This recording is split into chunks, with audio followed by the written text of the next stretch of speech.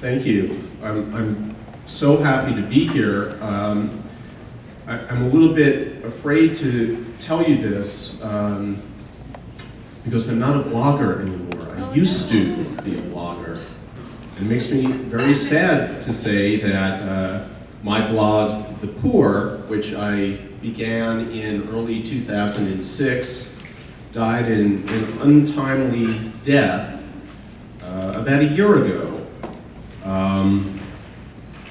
And the life of The Poor speaks to the conditions that I blogged under.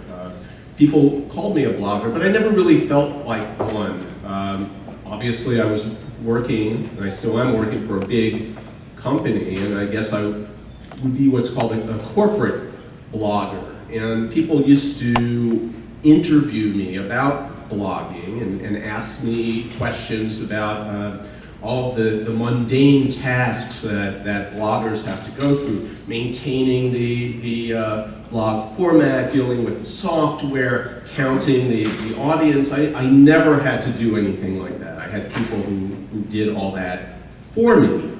And so there were great advantages to my corporate world, but there were also disadvantages. I was very, very proud of The Poor, and I loved writing it. And the editors at the Times felt that if they took my thriving community and combined it with the blog that the restaurant critic was writing, they would have an even more populous community, and it would be better for everybody.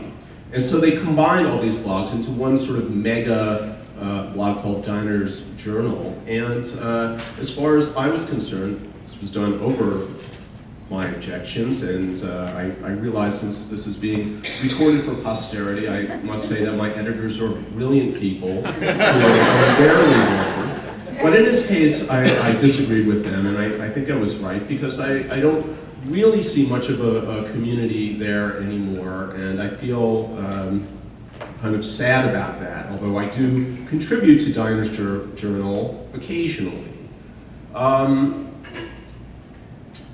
So I wondered when I was invited to speak here whether this disqualified me from talking to a group of bloggers. And I wondered, what really is a blogger anyway?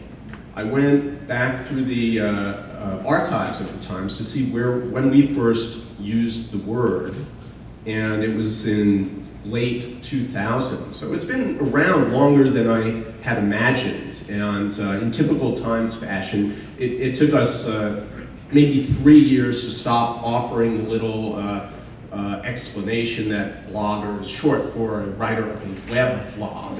And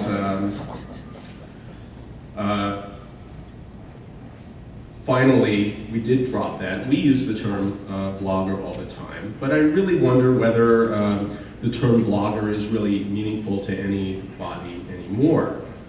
It seems to me that nowadays, as Jancis pointed out, a blogger is really a writer on the internet. You've got a specific personalized format for a blog, and in fact, while you can call a blogger a writer, you can also call a blogger an editor and a publisher.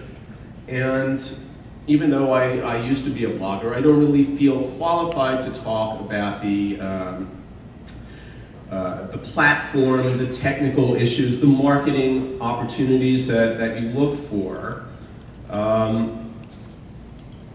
But I do feel qualified to talk about what brings us all together now, and I think that's writing. And just as a side note, Jancis had suggested yesterday that bloggers really ought to respect the traditional media a little bit more, not look down on mainstream print. And I have to say that I never really felt that bloggers ever did look down on mainstream print. I felt that there was a defensiveness because mainstream media looked down on bloggers.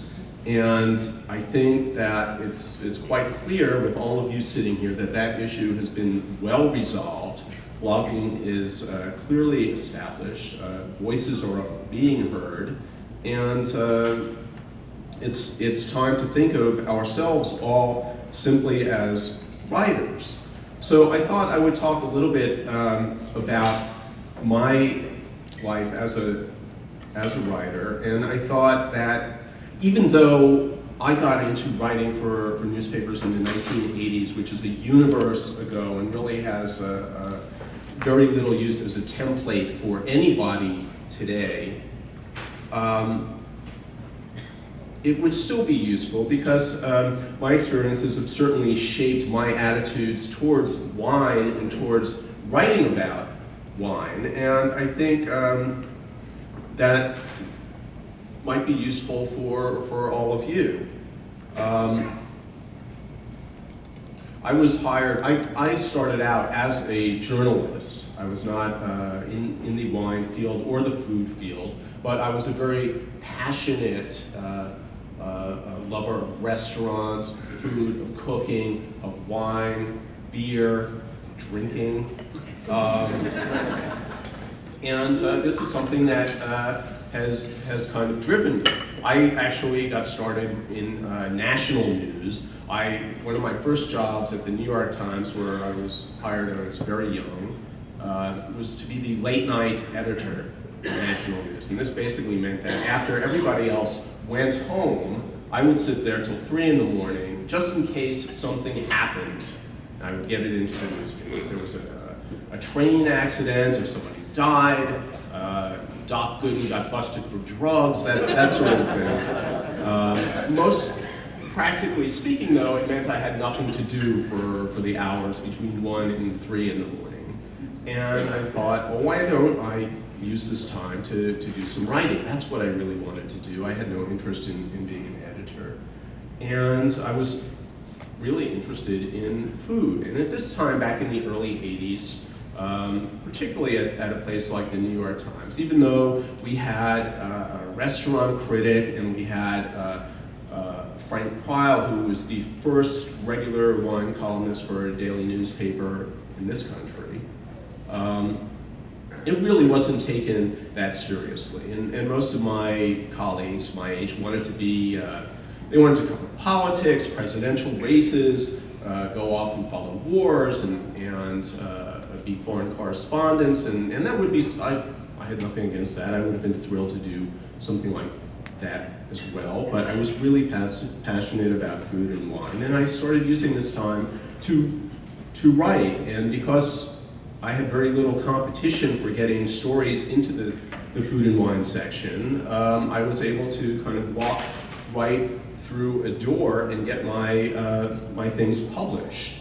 So for me, I had an opportunity, and I had energy and desire and perseverance, and I was able to step into a role, essentially carve out a role for myself that probably that sort of opportunity doesn't exist, certainly at daily newspapers anymore, because these positions are now very much coveted.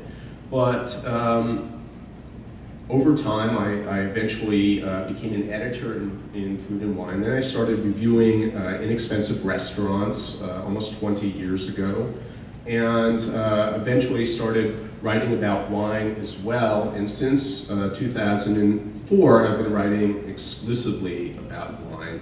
And during that time, there's been an amazing revolution in our American attitudes towards food, towards wine, and of the attitudes of journalists to these subjects. Because back in the 70s and 80s, wine and food was not considered a serious subject. Most newspapers would just hire somebody from the community to offer some recipes.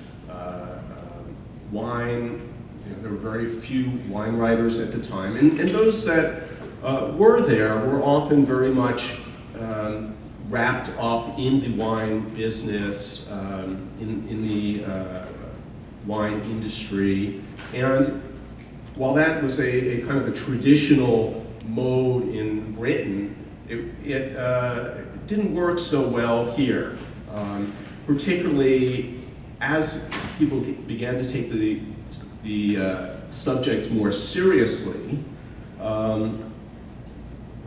It became necessary to really carve out a strong journalistic role for covering wine and food. And since then, people have become very serious in the way they cover. They're no longer mixed up with the industry, certainly at the New York Times. And when I took the job of full-time wine writer in 2004, they gave me the title wine critic.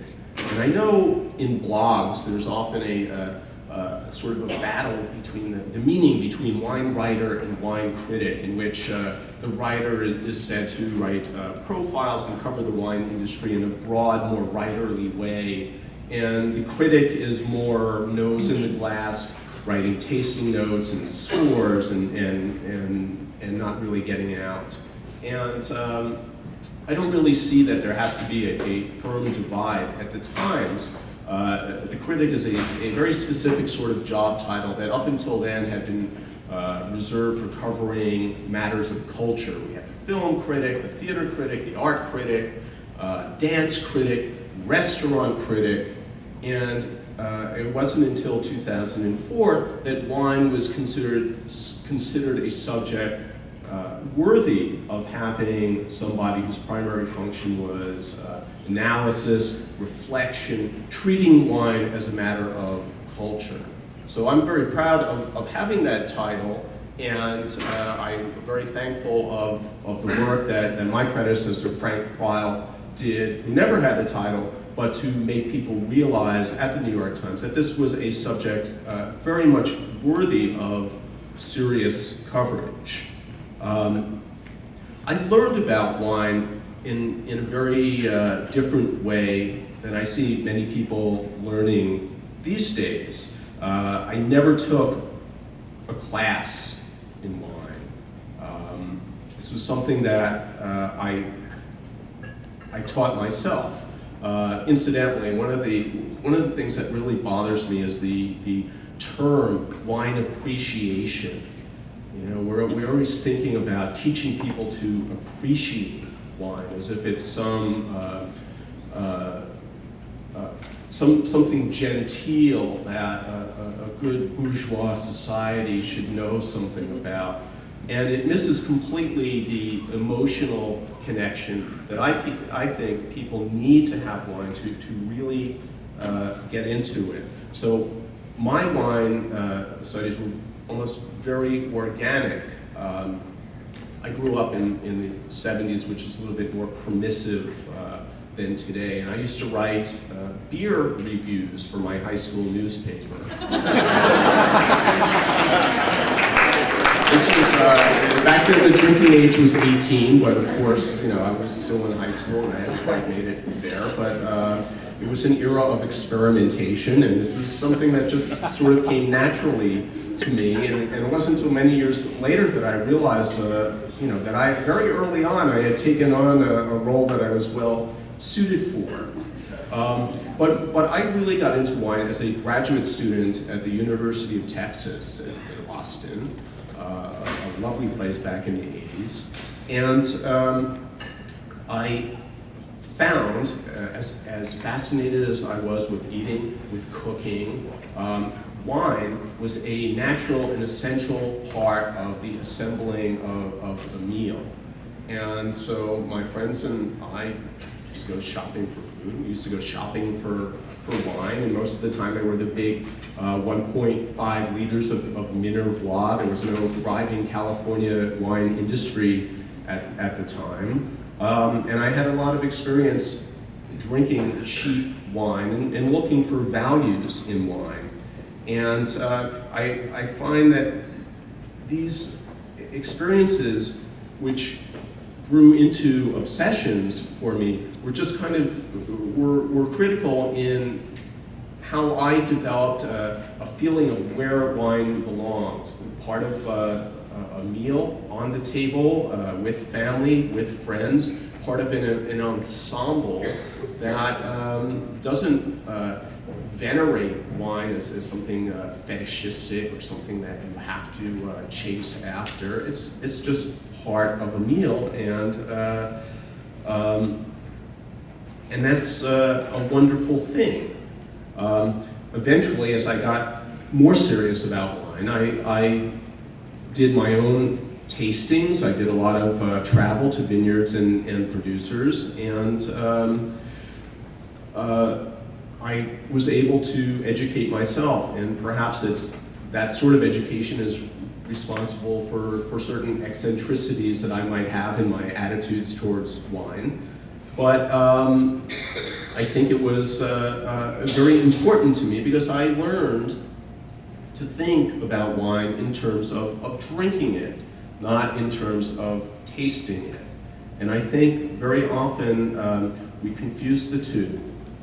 Our wine education system in this country begins by teaching people how to taste wine, which is an exercise that can be very useful in some point of one's development as a wine lover, but I think misses the point in forming that emotional connection that people who really love wine have with wine. I had that attitude about wine, and I had an attitude as a consumer looking for values, and to that I had a kind of the attitude of a journalist. And the crucial thing about my training as a journalist was that I learned that my loyalty is to the reader, to the consumer, in this case to the newspaper, but never to the wine industry. So I have always thought about my writing as being in service of wine consumers, never to build a customer base, to get people interested in particular areas for wine. It's to serve their interess. And I still see, often in blogs, a confusion of interests. I realize that a lot of people here sitting in this room actually work for wineries or work as marketers, and I think that even you can distinguish between good marketing and bad marketing, as was done very aptly on the Millennial panel yesterday. When you make people feel, when you make readers feel that you have their interest in mind, it's a tremendous obstacle that you've overcome. So it's very important as writers to decide what your priorities are. Now, once you started on the path of writing about wine, you have to figure out what you're going to do. You have to, number one, accumulate experience. And in this case, I think it's critical to drink a lot of wine. That may sound like a truism, but I think there's a tremendous difference between drinking wine and simply going to tastings. For example, we had the wonderful tasting at Monticello last night, where I get to taste a lot of interesting wines. But to think that gave me a deep insight into the state of the Virginia wine industry, or the variety available, the problems the industry confronts, or the quality of the wines, I would be fooling myself. It's a very, very much a beginning.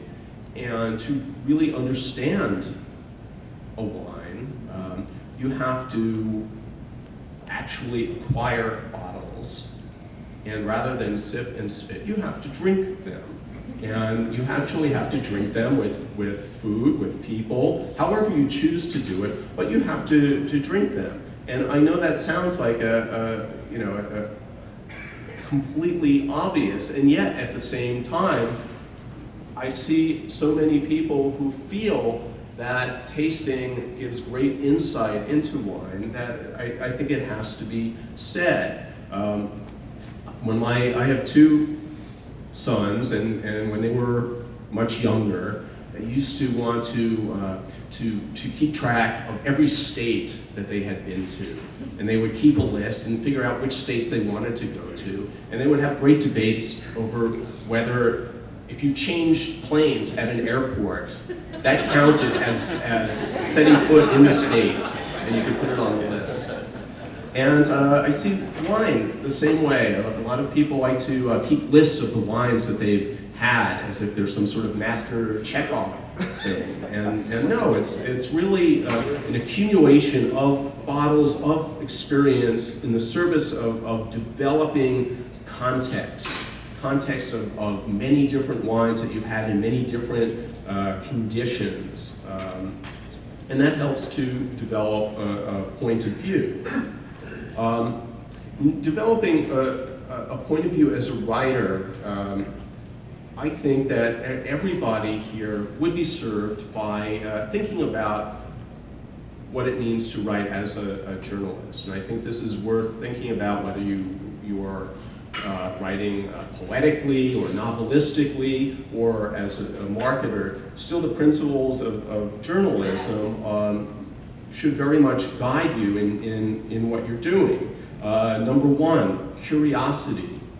Again, it sounds like a truism. We're all here because we're curious about wine, but being curious really requires, as Jancis pointed out yesterday, a feeling of humility and a realization that we as wine writers don't need to be know-it-alls. In fact, it's much more important, thinking as a reporter, to ask questions rather than to tell what you know. And parenthetically, Jancis mentioned Edmund Penning-Rosell, who was one of her predecessors at the Financial Times, but according to Wikipedia, was also the wine writer for Marxism Today. And I just think that any man who can straddle that divide is just incredibly versatile, and I admire that. Who says communists don't have a good time? Aside from curiosity, just as important is having a healthy sense of skepticism. How does that apply to writing about wine? Well, I think within all of us, there's at some level a deep sort of insecurity about wine. There's so much to know, and we come at it from a beginning, a point of not knowing very much. And many of us start writing about wine when we still don't know very much. And that makes us both very eager to demonstrate what we do know, and maybe not quite adept at doubting what we're told. And many years ago, I read a novel called The Caine Mutiny. And this is a book that's set in the Pacific during World War II about a destroyer minesweeper. And there's a recurring line in this book that has resonated with me over the years. When one character says, "You can't assume a goddamn thing in the Navy." And I've thought about that all the time, because we make so many assumptions about wine, maybe things that we've read here or we've read there. If you're my age and grew up in America and got into wine, you probably read a lot of Robert Parker in the 80s. I know I did. And you developed there's a set of assumptions. For example, low yields are always better in a vineyard, right? I mean, we know that because it's been said often enough. And perhaps Parker was writing at a time when overcropping was a serious issue around the wine-producing world, and it was something that needed to be emphasized. But I would urge everybody, if you ever visit a vineyard, particularly in the Old World, to have a discussion about yields. And you find that many people, particularly producers who were never quoted farmers who were never quoted in the newspaper, who never would be shocked to ever see their name mentioned in print, have deep thoughts about yields. And yes, high yields are not good, but maybe low yields are not so good either. Maybe there's a special point for every vine that is a perfect point, and this would raise questions about repeating things like that. Oak barrels, are they friends or foes? Well, for a time, 100% new oak was a great thing. Then oak became the enemy, and we had no oak Chardonnay, inox, and steel tank Chardonnay, and each point becomes a marketing point, and writers are often caught somewhere in between, not questioning whether oak is a friend or oak is foe. And you have to really dive deep and decide what the role of an oak barrel is. And personally speaking, oak is bad, but oak is good. And you find your own way. Alcohol. The alcohol level is not important. Balance is what's important. Well, this is an argument that we're fighting right now in this country, and it gets discussed ad nauseum. And I don't know how many people have really kind of pursued this question before they've written this. I know there are many things that I've written that, looking back over the years, I wonder, wow, I wish I hadn't said that. I wish I had done a little bit more investigating. I wish I'd been a little bit more skeptical. Red wine with meat, white wine with fish. Well, we've all tossed that old law out, but is it really worth tossing it out? Maybe it's a good guideline, even though there are many exceptions for it. Wine is made in the vineyard. We all like to be good Burgundians and think that, but I mean, how true is that? How many times are we going to let a wine producer get away with telling us that? And how many times are we going to repeat that in a column because it's something that we have heard so many times? Wine demystification. We all want to demystify wine, right? Listening to some of the panels yesterday, that seemed to be an important thing. But why? Why do we want to demystify wine? What's the purpose of demystifying it? Should it be demystified? Maybe, as Terry Thies, the importer, says, we should remystify wine. That, in fact, is something that I kind of believe. So the message here is to question everything that you're told. Look things up in books like the Oxford Companion, but just because you read something in a newspaper or in a book doesn't automatically mean it's true. You have to be skeptical. And there's a corollary to you can't assume a goddamn thing in the Navy. This goes back to when I was the first job I ever had in newspapers. I worked as a part-time at the Hartford Courant. I answered a classified ad. They needed a copy editor, and I needed a job. And I thought I could do this because my father was a newspaper man, and I never took a journalism class, but they hired me.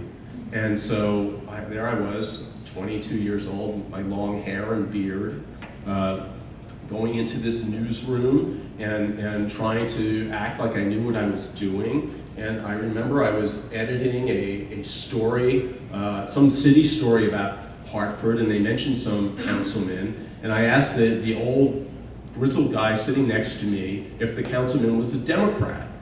And he looked at me like he couldn't decide whether my question was worth answering. He took his pipe out of his mouth. People used to smoke in newsrooms. Yes, Virginia, there used to be a tobacco industry. And he said, "Kid, never listen to the fucking idiot sitting next to you." And I took that to heart, and I repeat that to myself every single day. And the basic message is, you gotta look everything up yourself.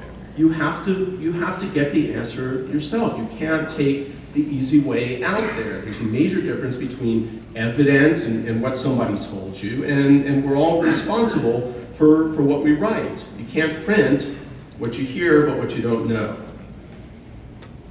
So all these things are important. You have to apply your experience and your principles to your writing, and you have to ask yourself, what is it that you really want to accomplish? And if you look around the blogging world, and you look to see who really sticks out, I'm thinking of a few people who aren't in this room, so I'll name names.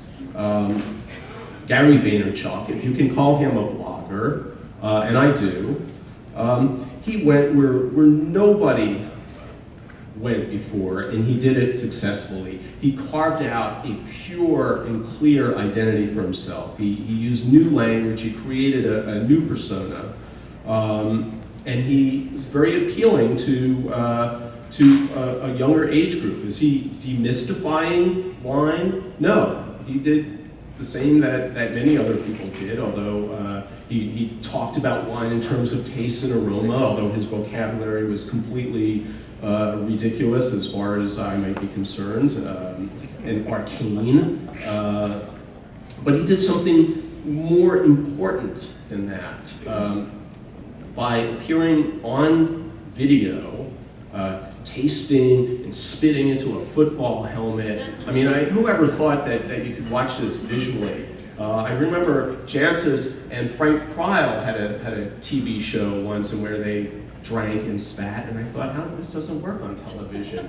But Gary created something, and what he did was cut out the hilltop, cut out the omniscience.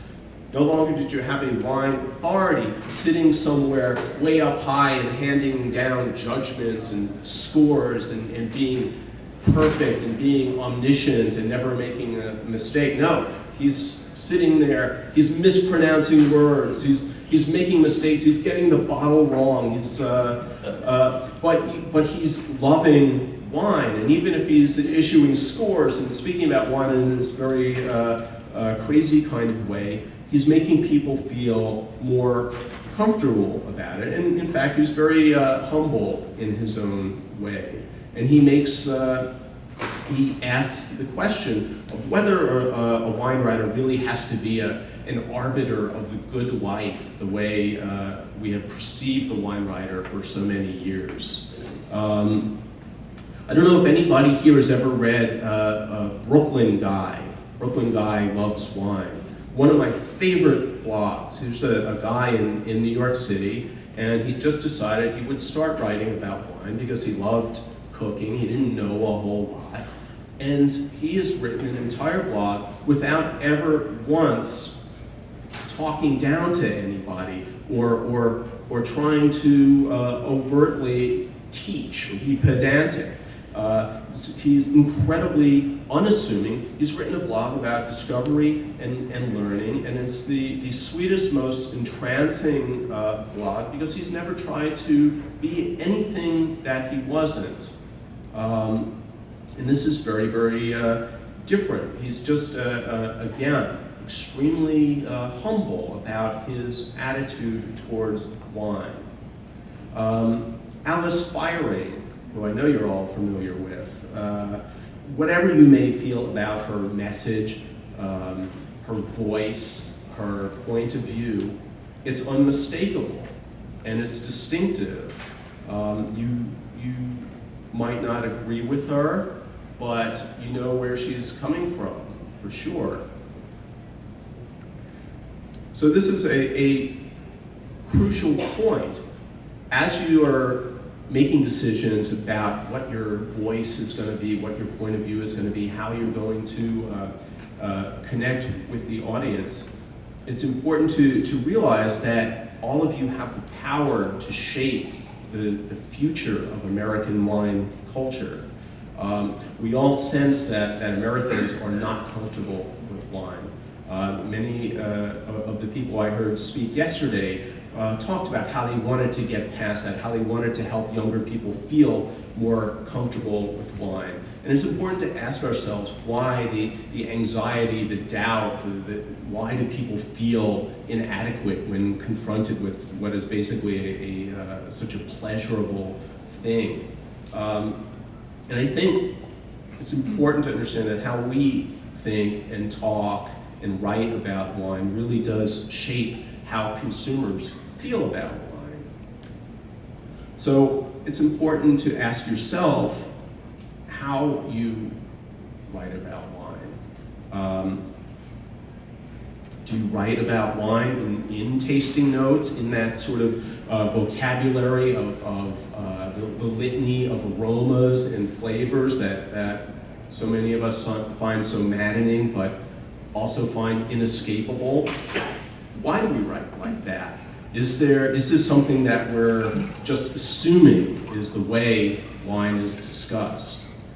Maybe this is something that we really need to apply skepticism to. Why do we write about wine like that? Is it because in America we've read Parker, we've read The Spectator, we've read Wine Enthusiast, Wine and Spirits, and that's how they all talk about wine? Does that mean we have to talk about wine that way also? I don't think so.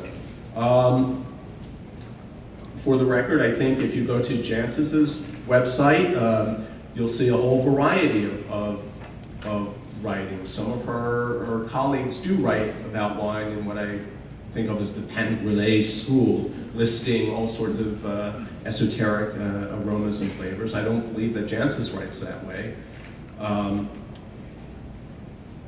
I think you have to ask yourself, does it really matter whether a wine is redolent of boysenberries or raspberries? I mean, is it going to change your opinion of it? Are you going to buy that wine because it does have boysenberries or because it has raspberries?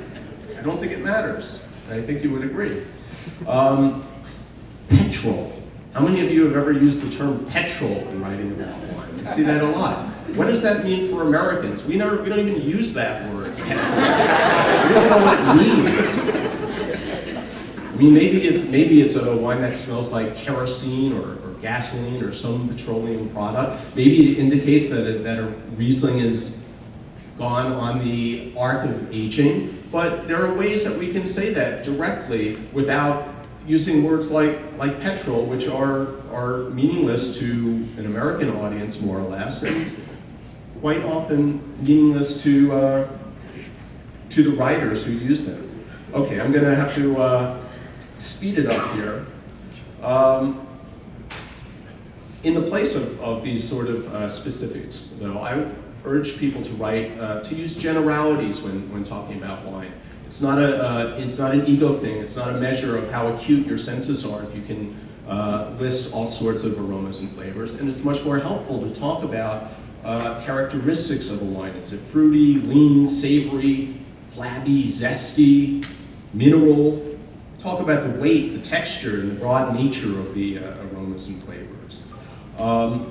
Scores of course, we all have to make individual decisions about scores. I personally am sympathetic to consumers' desire to see scores. It cuts through all that verbiage and it makes buying decisions much easier. But as a writer myself, I abhor them. I think they're detrimental to understanding wine. Using one objective scale for wine puts all wines on that objective scale. So we know that a 90-point wine is better than an 88-point wine, but maybe that 88-point wine is better for an oyster dinner or better for spaghetti and meatballs. You can't apply the score system to wines when you need to know a context for making decisions. You need to know food, mood, and context matters more than scores. Scores put spotlight only on the best, and so certain categories of wine never really achieve high scores. Beaujolais never scores high, and yet these can be some of the best wines. There can be certain situations where a Beaujolais is better than a Grand Cru Burgundy, and of course, we would never turn down a Grand Cru Burgundy given the opportunities, which are so scarce. But all things being equal, we might want that Moulin Avant instead of La Tâche.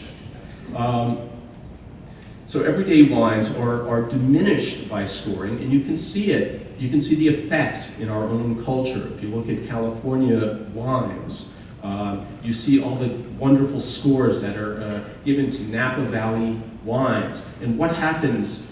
These wines become very expensive. What are we to drink when we're not drinking big fancy Napa Valley cabs or the equivalent of Grand Cru Burgundies? We're left with daily wines from California that are imitation 90-point wines. Instead of making wines to be consumed every day, they use various manipulations, whether oak chips or whatever, to create facsimiles of the wines that get 90 points. And for as far as I'm concerned, those wines are useless.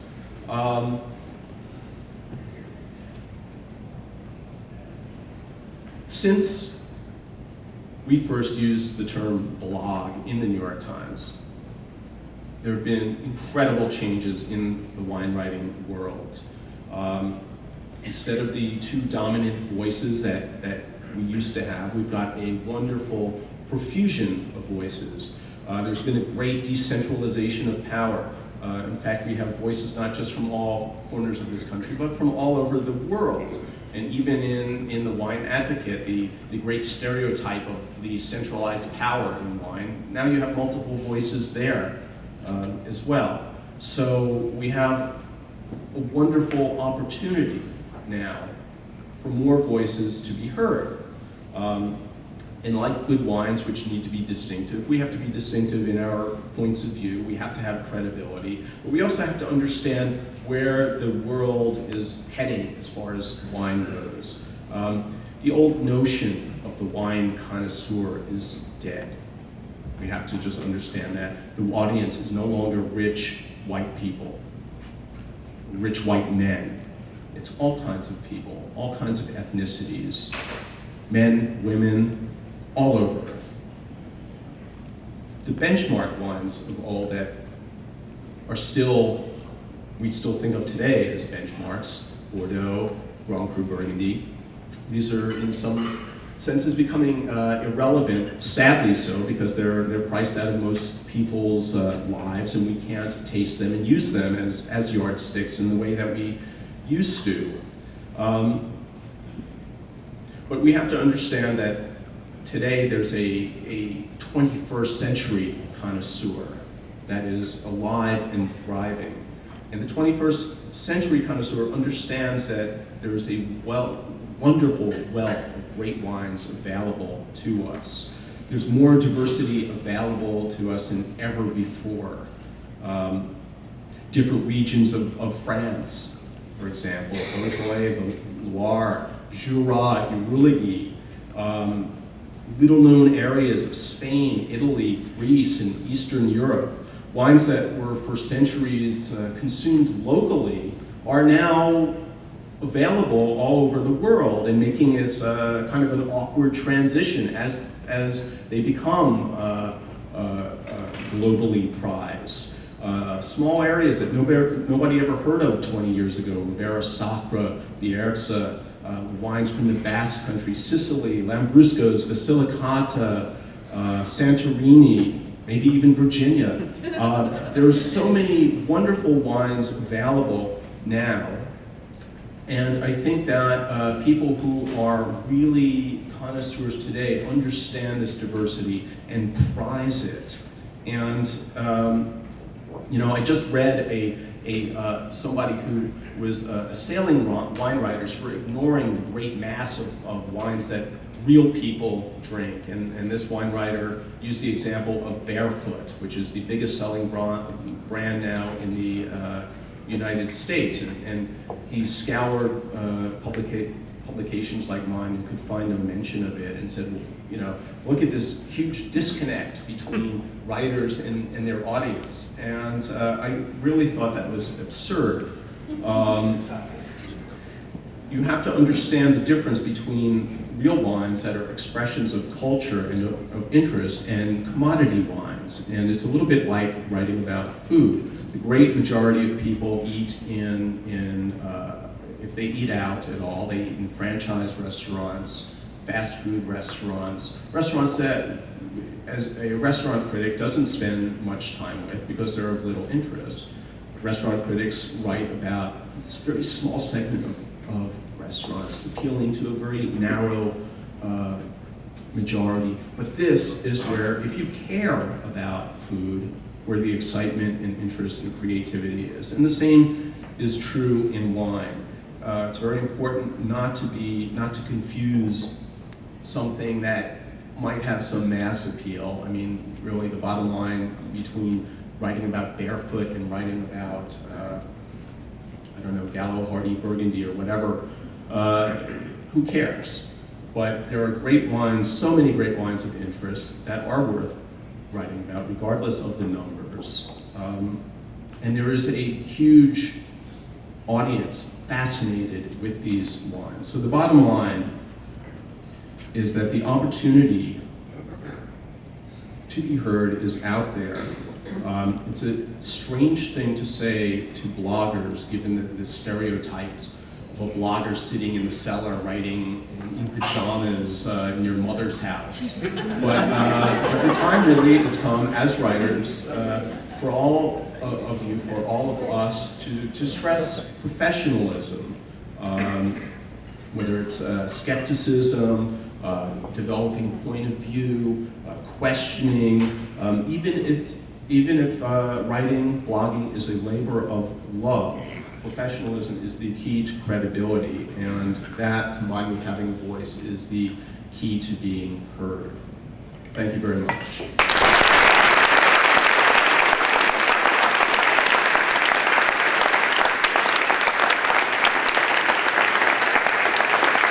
I hope I got through a few minutes for some questions.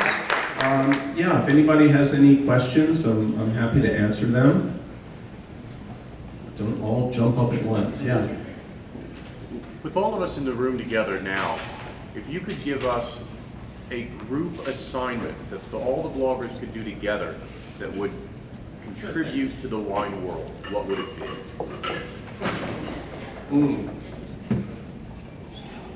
No pressure. Nothing like putting me on the spot.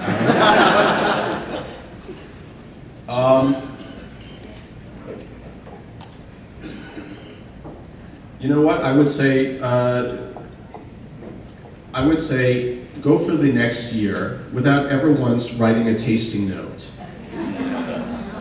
Write only about the wines that you've actually consumed, and write about wine in a way that has nothing to do with simply describing the characteristics of that wine.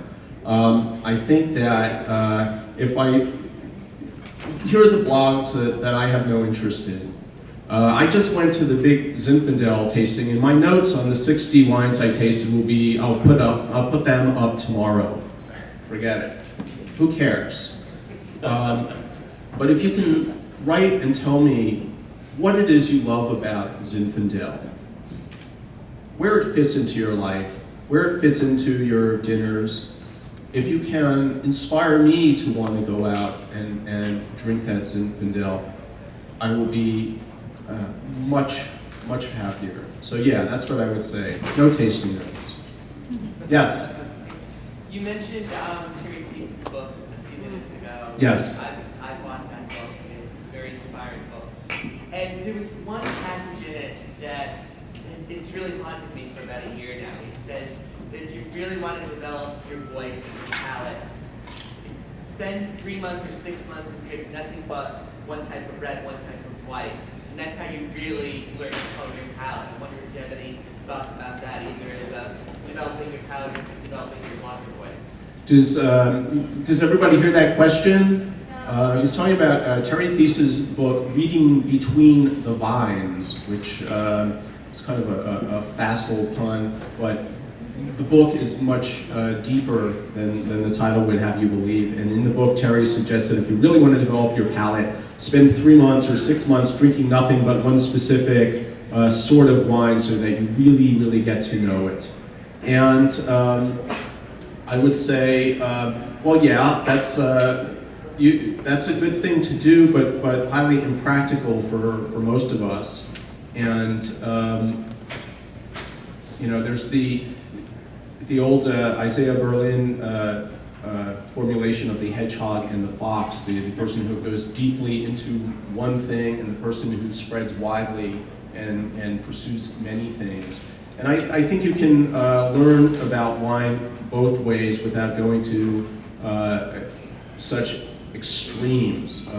Absolutely immerse yourself in a wine as long as you are benefiting from that and loving it, and don't, you know, give yourself an assignment and force yourself to do something to the point of disagreeability.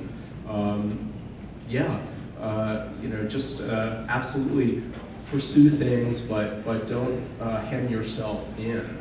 I don't know if that answers your question, but yeah, I mean, that's a good way. Yeah, plunge deeply. Yes, Remy.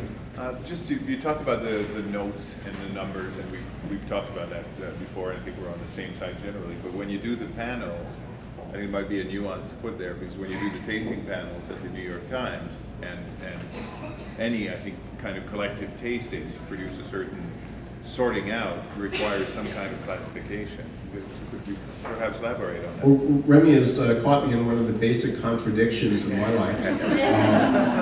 You know, I'm basically against doing big clinical tastings as a way to really get to know wine. But at the same time, it's often a practical necessity if you're trying to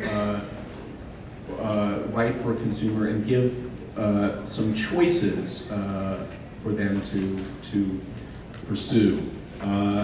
So in my wine panel, where we drink a lot of wine, where we taste a lot of wines and spit a lot of wines, I write somewhat cryptic notes, which I hope don't get too deep into the horrible esoteric language that I have been criticizing, and we don't really give scores, but we assign a star value to the wines, and I would defend that because those are not sort of indelibly imprinted on people's minds.